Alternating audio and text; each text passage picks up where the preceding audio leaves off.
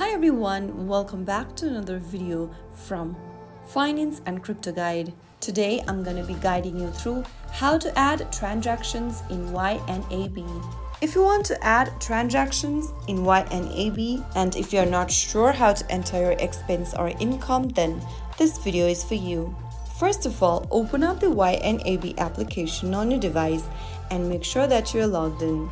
Once you are in the main homepage of YNAB, go to the bottom of the screen and tap the plus transaction button.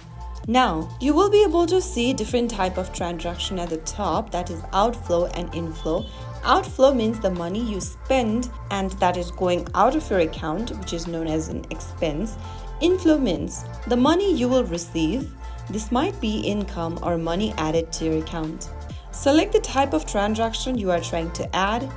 I'm just going to add some inflow, and then right where it says choose payee, go ahead and select the payee. Type in their name in the text box. On the next page, select the category of your transaction. Under account, choose the account where you want to add the transaction to. Select the date for the transaction that happened, and if the transaction is cleared, tap the toggle button right next to it. If not, leave it unchecked.